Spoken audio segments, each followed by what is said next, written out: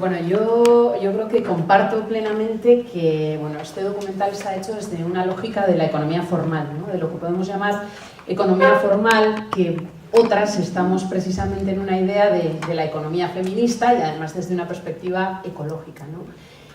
Y en esto pues, tenemos a grandes mujeres referentes, como puede ser Yayo Herrero, que nos explican muy claramente, en primer lugar, que el capitalismo es insaciable, que si bien, como se decía en el propio documental, ya hemos gastado 1,5 planetas, hay lugares luego como Emiratos Árabes que han gastado 12 planetas, si bien esta cuestión está encima de la mesa, el capitalismo, por tanto, es inviable, es biocida y además en este sistema perverso, pues la política, la cultura y la economía pues, han decidido, evidentemente, disputarle a la vida digna, ¿no? Y en este sentido pues hay una cuestión muy importante. Yo creo que efectivamente en esta economía formal no se ha trabajado, no se ha visto reflejado algo tan importante para quienes defendemos otro tipo de alternativa como es el trabajo reproductivo y de cuidados, que es imprescindible para el sostenimiento de la vida y que evidentemente es invisible ante los ojos del sistema, ¿no? Aquí hemos podido ver términos como crecimiento económico que son fundamentales para aumentar o disminuir el Producto Interior Bruto, que es en la economía formal, al fin y al cabo, lo que se mide digamos, la ganancia o el beneficio económico de un país. Pensemos por un momento un sitio idílico en el que nos gustaría vivir, ¿qué tendría que tener? Pues igual se nos viene a la cabeza cuidados, corresponsabilidad, felicidad, salud, servicios públicos de máxima calidad, universales. Pues bien, todo esto en el Producto Interior Bruto no contabiliza. En sanidad contabiliza que las personas estén enfermas.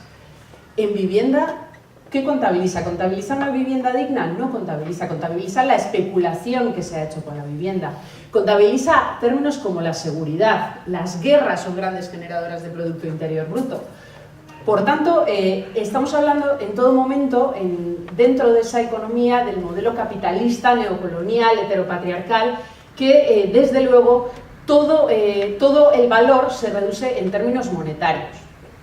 Y por tanto, aquí cuando se hablaba de cuestiones como la renta universal, la renta básica de ciudadanía, bajo mi punto de vista hay un gran debate al respecto y si bien puede ser una propuesta interesante, no deja de ser un parcheo, no deja de ser una cuestión mínima cuando además hay cuestiones tan importantes como el derecho a unos servicios públicos de máxima calidad, el derecho, porque no se nos olvide que hay dos cuestiones muy importantes y es que en primer lugar somos ecodependientes, dependemos de la naturaleza y en segundo lugar somos personas encarnadas en cuerpos vulnerables que vamos a necesitar ser cuidadas en algún momento de nuestras vidas y por tanto todo esto no se tiene en cuenta en esta economía formal, ¿no? Y es aquí donde precisamente hay que hacer un análisis, y un análisis que yo creo que puede dar mucho de sí, pero que como reflexiones sí que me gustaría hacer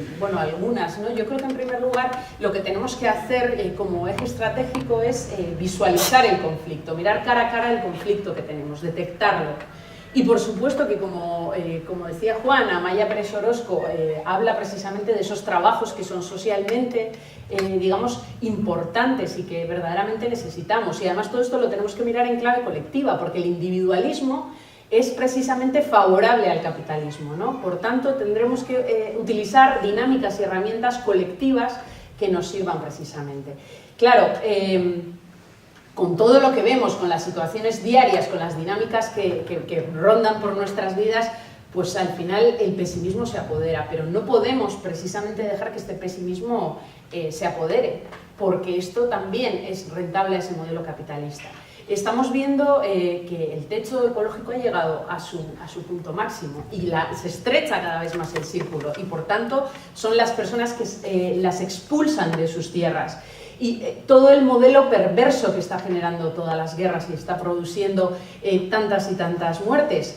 Y por tanto, yo creo que ahí la pensada o el replanteamiento que tenemos que hacer va desde una perspectiva mucho más en clave, desde luego, de modelo alternativo, pero ojo, antipatriarcal, porque otros modelos que no son capitalistas también son patriarcales. No quiere decir que solo el modelo capitalista sea el patriarcal, ¿no? Por tanto, hay que hacer una reflexión con una serie de cuestiones, pero que desde luego son fundamentales. Por ejemplo, estos trabajos que decíamos que son imprescindibles para el sostenimiento de la vida, como el trabajo de cuidados y el trabajo reproductivo, no tenemos que irnos muy lejos para ver la situación de las trabajadoras del hogar. Hoy mismo han estado en el Parlamento reivindicando una serie de condiciones que gobiernos locales les deniegan sistemáticamente. Y por tanto yo creo que tenemos esa disputa a la hegemonía política, cultural y económica, y que tiene que empezar desde lo local.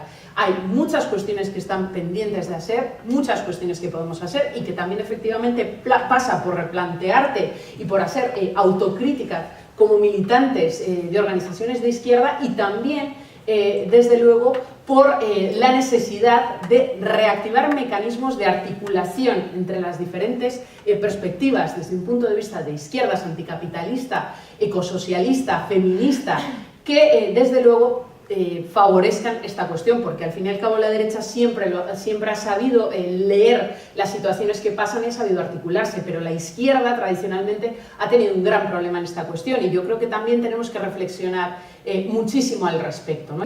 Yo creo que añadido a todo esto, pues hay una cuestión también a tener en cuenta, las redes de economía social y solidaria, que hemos hablado de ellas y que son tan importantes.